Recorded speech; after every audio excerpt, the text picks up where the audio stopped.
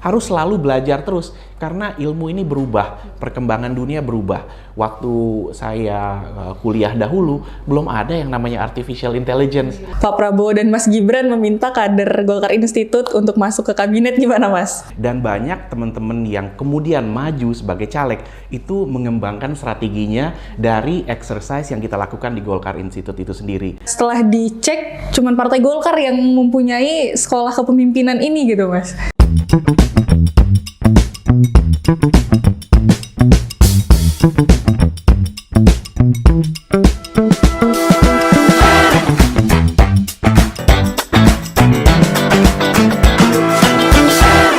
Selamat pagi, Sobat Golkar 2024. Kali ini kita kedatangan tamu spesial, ada Mas Muli Amri di sini. Selamat pagi, Mas. Apa kabar, Mas? Selamat pagi, alhamdulillah kabar baik. Mbak Diba gimana kabarnya? Alhamdulillah kabar baik juga, Mas Muli. Nah, Sobat Golkar, kita kedatangan Mas Muli dan tentunya kita akan membahas, pasti kalian udah pada tahu nih terkait Golkar Institute. Nah, ini nih pawangnya nih, kita bakal ngomongin Golkar Institute dengan Mas Muli Amri. Oke, Mas, pertama-tama tuh saya ingin ngucapin selamat dulu, Mas, atas kader-kader Golkar Institute yang telah berhasil menang di Pileg kemarin. Alhamdulillah itu. Alhamdulillah. Ada sekitar 55 ya, Mas ya? 55 ada 50, orang ya? 50 orang. Oke. Berarti kita kelebihan nih katanya. Nah, itu kira-kira Mas? Mungkin ada lagi. Yang kita cek lagi. Iya, benar. Insya Allah 55 karena kan di beberapa daerah masih berproses ya. Oh, iya benar sih. Mudah-mudahan kita bisa dapat 55 atau bahkan lebih lagi. Iya. Amin. Mas, boleh nggak di-share sedikit strateginya kira-kira gimana nih cara Golkar Institute bisa mencetak kader-kader terpilih terutama pada Pileg kemarin. Kemudian kita juga ingin tahu nih sebelum lebih panjang, boleh nggak dijelasin sejarah Golkar Institute atau visi misi Golkar Institute nih biar teman-teman yang lain juga tahu. Oke, baik. Ini pertanyaan yang bagus ya Mbak Diba. Ya pertama kita ucapkan selamat ya kepada caleg-caleg alumni Golkar Institute yang terpilih kemarin. Tapi bukan hanya yang terpilih, kita ucapkan selamat juga kepada teman-teman alumni Golkar Institute yang sudah maju sebagai calon anggota legislatif. Ada 189 yang kita identifikasi. Iya, alumni kita kan so far dari 15 angkatan yang Political Leaders Program, itu ada 500-an, 189 itu maju sebagai caleg. Nah, 50 orang so far yang kita identifikasi terpilih, tapi selain mereka-mereka itu sebetulnya ada lagi yang tidak maju tapi mensupport sebagai tim ses atau bahkan membantu dalam mengembangkan visi dan misi dan juga program-program untuk melakukan kampanye Pileg kemarin. Jadi sebetulnya collective effort dari berbagai alumni Golkar Institute dan juga support dari tim dari Golkar Institute sendiri. Yang banyak kita memberikan coaching ya. Pertama kalau dari program yang mereka ikuti di Golkar Institute, itu kan ya kita ada program namanya Executive Education Program for Young Political Leaders. Di sana kita ajarkan soal politik, soal ekonomi, dan juga soal kepemimpinan. Salah satu materi yang kita berikan di sana adalah soal strategi kampanye dan tugas kelompok yang diberikan untuk dipresentasikan pada hari terakhir dari pelatihan tersebut adalah simulasi rencana kampanye. Dan banyak teman-teman yang kemudian maju sebagai caleg itu mengembangkan strateginya dari exercise yang kita lakukan di Golkar Institute itu sendiri, dan mereka bekerja kelompok dengan teman-teman sekelasnya mengembangkan strategi yang pada akhirnya kemudian digunakan tuh di dalam Pileg kemarin. Dan dari Golkar Institute kita juga punya tim data, jadi kita bantu, kita coaching mereka bagaimana menganalisis data dapil mereka, kecamatan mana, lalu kemudian kelurahan, bahkan RT RW mana yang merupakan daerah-daerah strategis untuk mereka masuki, daerah mana yang mungkin nggak perlulah masuk ke sana. Kita juga coaching dari segi social medianya juga, bagaimana menggunakan social media secara efektif menyambungkan antara kegiatan lapangan, kunjungan ke lapangan dengan aktivasi di sosial media dan juga interaksi dengan masyarakat pemilihnya di sosial media, dan ternyata itu sangat efektif sekali. Jadi kita sangat senang bahwa cukup banyak yang berhasil, dan semoga ke depan yang belum berhasil juga terus mencoba lagi, kita support lebih kuat lagi. Masih ada pilkada, betul. Dan untuk yang mau maju jadi Pileg 2029 sekarang kalau kata Pak Sekjen Golkar, Pak Ludwig Paulus, mengatakan sekarang adalah baru masuk ke rest area dulu. Makan dulu, ngumpulin energi lagi, ngumpulin strategi lagi, kita maju lagi. Oke, luar biasa Mas. Pemateri Golkar Institute juga luar biasa ya Mas, saya lihat itu. Kita selalu pilih pematerinya yang top ya. Level nasional, level internasional, duta besar ya level seperti itu. Bahkan juga ada beberapa kali pemateri dari internasional, mantan presiden Singapura, mantan presiden Filipina kita undang, lalu juga mantan campaign manajernya Presiden Obama memberikan sharing materi di Golkar Institute. Di tingkat nasional juga mantan-mantan menteri, mantan-mantan ketua partai. Itu level-level pembicara Golkar Institute adalah seperti itu, karena kita ingin memberikan yang terbaik dari orang-orang yang memang sangat visioner. Luar biasa. Tapi boleh di-share nggak Mas, gimana sih awal mula ada Golkar Institute ini? Karena setelah dicek, cuman Partai Golkar yang mempunyai sekolah kepemimpinan ini gitu Mas. Ya, jadi memang kalau dari beberapa partai lain ada juga yang memiliki sekolah, cuman pendekatannya agak berbeda dari Golkar Institute. Golkar Institute ini sejalan dengan visinya Golkar sendiri. Kita ini pengen menyelesaikan masalah yang ada di masyarakat, bukan hanya pengen menang gitu, bukan hanya terjebak dalam ideologi-ideologi yang mungkin bisa jadi agak kaku. Kita tetap berbasis kepada ideologi Indonesia Pancasila, tapi kemudian yang menjadi nafas utama adalah menyelesaikan permasalahan-permasalahan yang ada di masyarakat. Nah, inilah yang kemudian pendekatan ini kita tuangkan dalam kurikulum pelatihan. Jadi di sana ada ekonominya, ada kepemimpinan, bagaimana bahkan public administration ya, ilmu administrasi, bagaimana seorang kepala daerah atau DPRD itu harus bisa berinteraksi dengan contohnya ASN untuk menyelesaikan masalah-masalah yang ada di masyarakat. Jadi ini pendekatannya sangat problem solving. Oke, luar biasa, Mas. Kira-kira tadi kita udah membahas isu-isu yang yang berkaitan untuk menyelesaikan masalah yang ada di masyarakat. Nah, kira-kira ke depan ini ada isu penting apa sih Mas yang menjadi perhatian mungkin pemerintah baru nanti yang menurut Golkar Institute ini apa Mas? Kira-kira? Iya, yang menjadi isu penting di pemerintahan ke depan, dan itu sebetulnya sudah sangat kuat digaungkan oleh Partai Golkar, oleh Pak Ketua Umum Pak Erlangga dari sejak beberapa tahun dan bahkan awal pemerintahan, adalah kita harus menjadi negara maju. Indonesia itu harus bisa menjadi negara maju di sebelum tahun 2045. Ini yang selama ini oleh Pak Presiden Jokowi disebut sebagai Indonesia Emas, dan kemudian diadopsi juga oleh Pak Prabowo dan Mas Gibran, Presiden dan Wakil Presiden terpilih, dan itu sangat sejalan dengan yang selama ini di-push, yang selama ini kita promosikan, kita dorong terus dari Partai Golkar, adalah kita nggak boleh nih hanya menjadi negara berpendapatan menengah terus-terusan.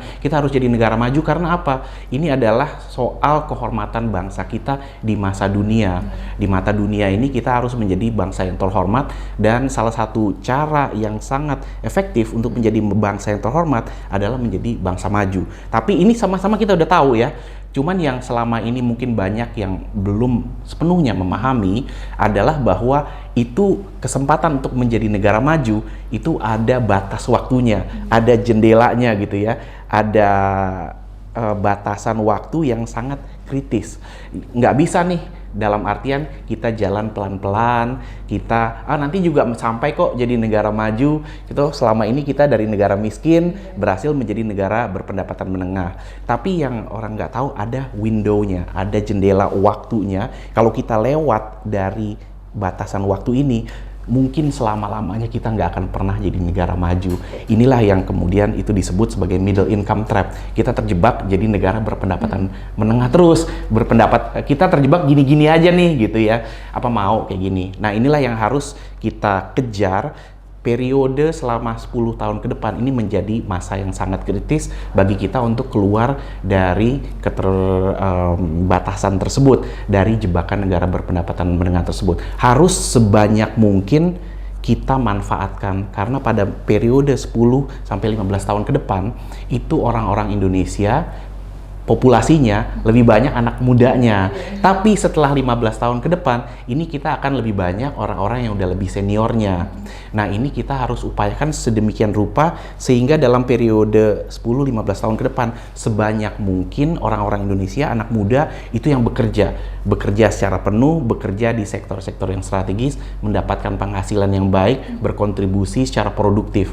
Nah, dengan cara ini kita bisa ngebut agar nggak sampai keluar dari batas waktu 15 tahun ini.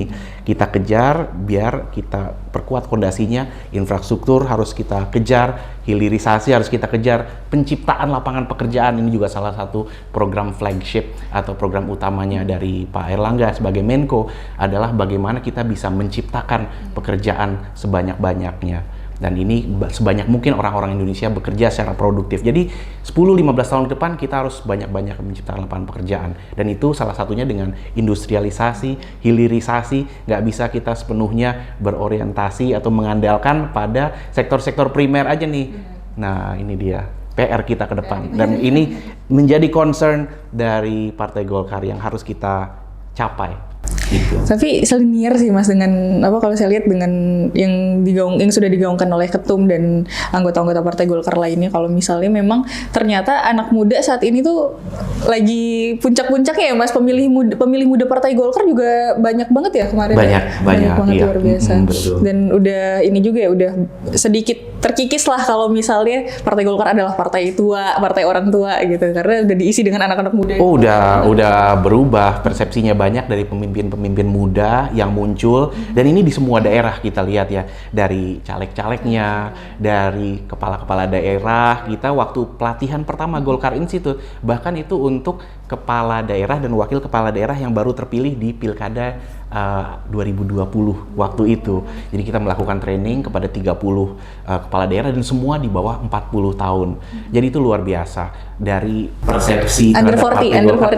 Iya, dan itu banyak sebetulnya ya. Dan banyak yang berpotensi bahkan yang sudah menjadi kepala daerah, sudah menjadi anggota legislatif baik tingkat pusat maupun daerah, dan juga lapisan-lapisan berikutnya nih yang di periode 2029 entah nanti di pilkada bulan November 2024 maupun tahun 2029 kita akan lihat lebih banyak lagi anak-anak muda, karena mereka ini sebetulnya udah siap tapi masih ada di lapisan berikutnya, tinggal kita dorong, kita perkuat lagi agar mereka betul-betul bisa muncul. Makanya salah satu kehadiran Golkar Institute adalah bagaimana kita bisa mengembangkan nih kepemimpinan politik yang dinamis, yang inovatif, yang kemudian berorientasi pada transformasi bangsa.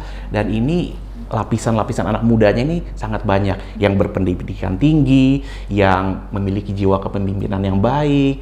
Nah ini yang punya etika yang baik juga, etos kerja yang baik, kompetitif. Ini yang kita dorong. Kita cari, kita harus lakukan talent scouting. Makanya Golkar Institute selalu mencari peserta-peserta pelatihan baru, itu antara lain juga dalam rangka talent scouting ya. Kita mencari bibit-bibit muda yang bisa menjadi pemimpin bangsa ke depan. Kita perkuat dan kita berikan, kita buka jalannya kepada mereka. Tentunya mereka harus melewati jalannya sendiri ya, tapi kita perkuat dan kita buka jalan-jalannya untuk anak-anak muda dari semua daerah. Luar biasa. Itu guys kriteria calon pemimpin muda, calon kepala daerah nanti dari Golkar Institute. Ya, betul. Luar biasa. Mas, tadi sudah sedikit dibahas tentang Prabowo Gibran nih. Saya ingin ngelik-ngelik dikit nih. Kemarin kan sudah dinyatakan resmi terpilih Bapak Prabowo dan Mas Gibran pada Pilpres kemarin, Mas. Nah, kira-kira ke depan kontribusi apa nih yang bisa diberikan Golkar Institute sebagai sekolah pemerintahan dan pemimpin kebijakan publik dan di Indonesia? Iya, betul. Jadi dari Golkar Institute memang fokus kepada anak-anak muda ini dan memperkuat kemampuan mereka untuk mengelola pemerintahan dan dengan visi kebijakan publik yang baik. Jadi kita ingin menciptakan pemimpin-pemimpin muda, pemimpin politik muda yang kemudian mereka ini bisa pertama tentunya memiliki kemampuan manajemen pemerintahan yang baik. Entah itu sebagai kepala daerah, entah itu sebagai anggota DPR atau DPRD gitu ya. Ini kemudian tentunya ada program-program pembangunan, ada proses-proses pembangunan yang harus dikawal sehingga memberikan manfaat sebesar-besarnya nih buat masyarakat. Jadi ada kemampuan manajemennya di situ ya. Lalu kemudian punya kemampuan manajemen itu akan membuat mereka mendorong terjadinya pembangunan. Kan Golkar ini ya tentunya orientasinya kalau kita membuat top of mind, salah satu yang orang ingat tentang Golkar adalah pembangunan. Dan itu betul sampai sekarang konsisten pembangunan karena karya. Itu kan terkait dengan karya yang kita selalu ajukan sebagai apa yang ingin dicapai Golkar adalah karya. Nah, jadi pertama adalah kemampuan manajerial itu akan bisa membuat negara ini menghasilkan karya-karya, orang-orang terbaik dari bangsa menghasilkan karya. Tapi itu saja tidak cukup, karena tentunya apa yang mau dibangun itu tentunya harus punya visi yang baik, harus punya kemampuan untuk melakukan analisis kebijakan publik. Oke, kita mau bangun jembatan atau mau bangun jalan? Kita mau memperbaiki kualitas guru atau memperbaiki kualitas tenaga kesehatan? Dengan cara seperti apa? Tentunya kita ingin lakukan semua. Cara yang seperti apa yang paling efektif, yang paling efisien. Jadi alumni Golkar Institute, kader-kader Partai Golkar harus punya kemampuan itu. Bukan hanya kemampuan manajemen dan mendeliver, tapi juga kemampuan untuk menganalisis, melakukan perbandingan antara benefitnya apa, biayanya apa, risikonya apa, sehingga bisa mengambil kebijakan-kebijakan yang tepat. Nah, itu yang kedua. Jadi pertama tadi memiliki kemampuan manajerial untuk mengelola pemerintahan. Yang kedua memiliki kemampuan analisis sehingga bisa memilih kebijakan-kebijakan publik yang paling tepat. Dan yang ketiga harus punya semangat etos kerja yang baik. Iya, betul kan, punya integritas, punya visi internasional bahwa Indonesia kalau misalnya mau menjadi negara maju, kita tidak bisa hanya punya visi internal, lokal saja. Bisa saja beraktivitasnya, berkaryanya di tingkat lokal, tapi harus memiliki visi internasional. Apa saja perubahan-perubahan besar yang terjadi di tingkat internasional, perkembangan teknologi, adanya artificial intelligence, robotics, bioteknologi. Kita juga harus paham berbagai kondisi konflik geopolitik yang terjadi di dunia, karena itu ternyata berimbas pada harga bisa naik, harga turun, segala macam. Lalu kemudian apa yang harus kita lakukan? Ketika ada terjadi terjadi konflik geopolitik, kita bisa mengantisipasi. Ini akan mengakibatkan harga naik, mulai dari harga sembako, harga BBM. Bisa nggak kita melakukan antisipasi sejak awal, sebelum kita terpaksa harus mengambil kebijakan-kebijakan yang mungkin kontroversial kayak gitu ya, untuk menyelamatkan bangsa. Jadi memang yang pertama kemampuan manajerial, kedua kemampuan analisis kebijakan publik yang baik, dan yang ketiga adalah etos internasional, etos untuk memiliki integritas yang baik dan semangat kerja yang tinggi. Karena untuk mengejar Indonesia emas tadi selama 10 sampai 15 tahun ke depan, kita harus ngebut. Kita harus kerja keras, jadi harus nggak bisa nih orang-orang yang lemes-lemes yang hanya gini-gini aja lah, nanti juga sampai, nggak bisa. Harus orang-orang yang semangat juangnya tinggi. Nah, itu. Dengan track record Golkar Institute yang sudah mencetak kader-kader berprestasi, Mas. Kira-kira nih kalau ke depan Pak Prabowo dan Mas Gibran meminta kader Golkar Institute untuk masuk ke kabinet, gimana, Mas? Sudah siap nggak tuh? Saya pikir pasti siap dan merupakan sebuah kebanggaan ya.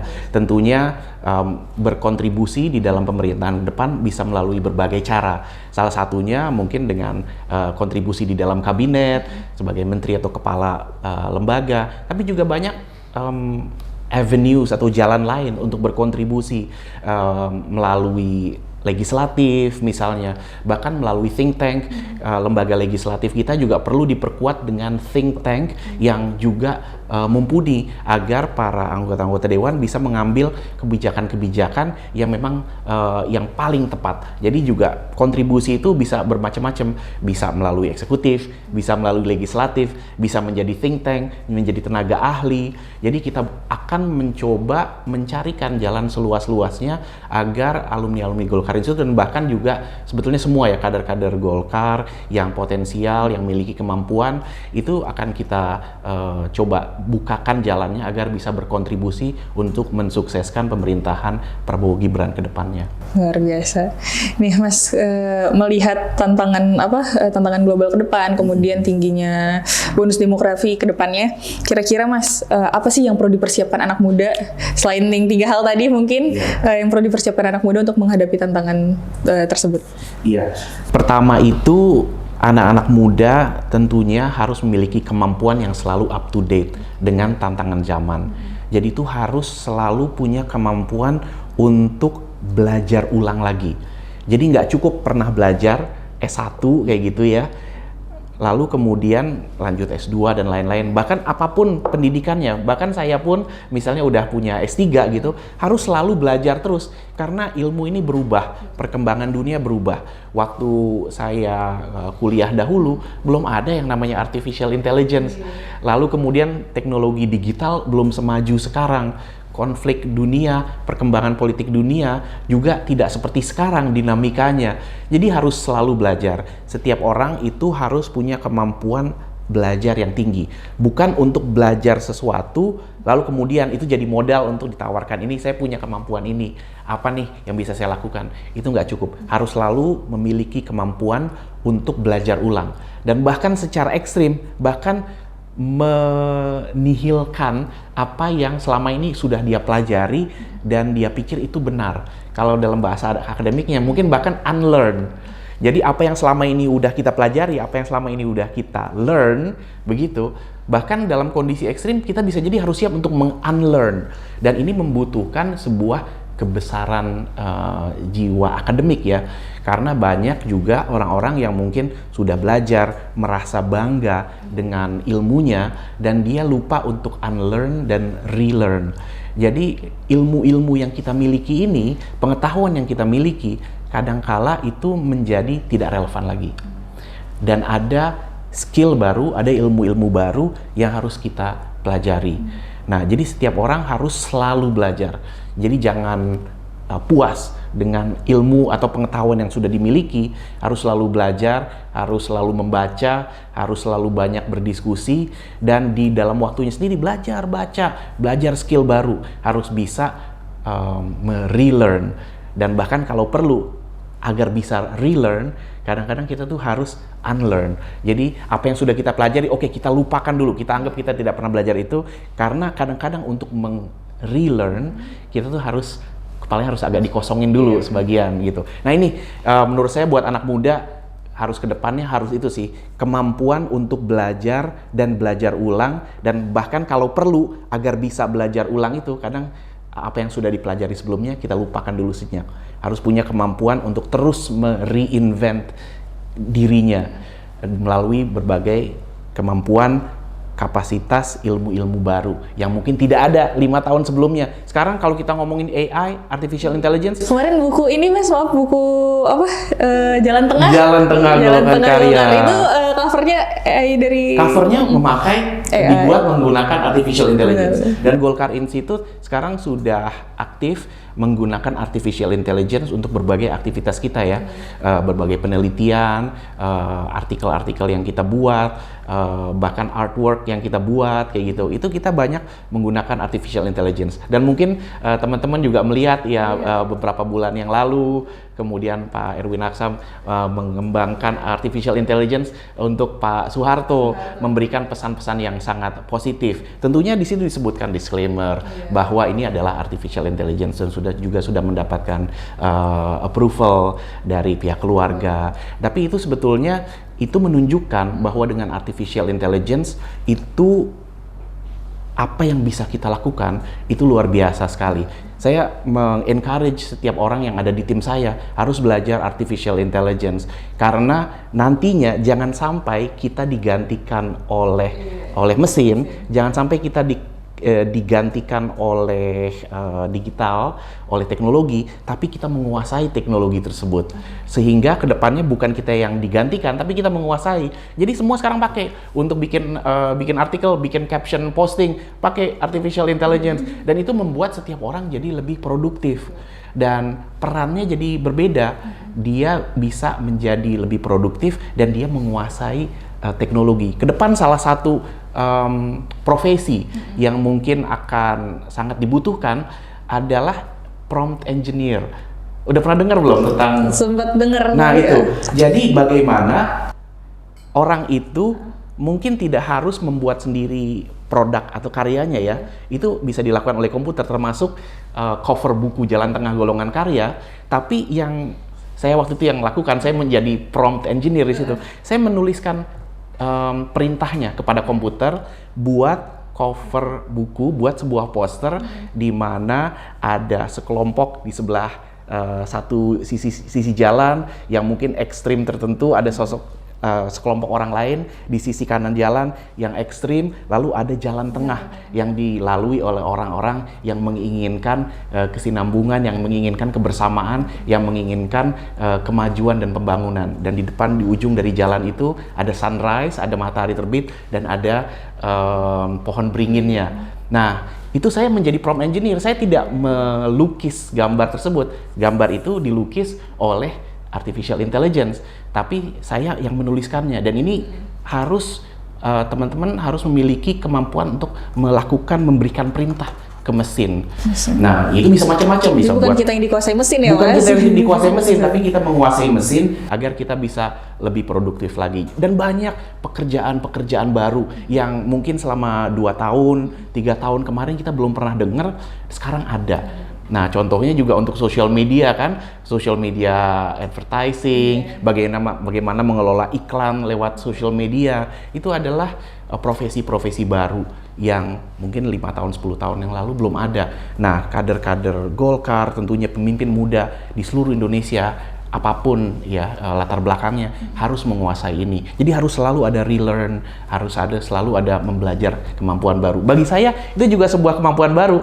Saya udah saya udah pernah sekolah, saya tetap belajar lagi. Nah, ini jadi ke depan tetap semua orang harus belajar terus, jangan sampai akhirnya ketinggalan oleh informasi. Kita harus on top of teknologi.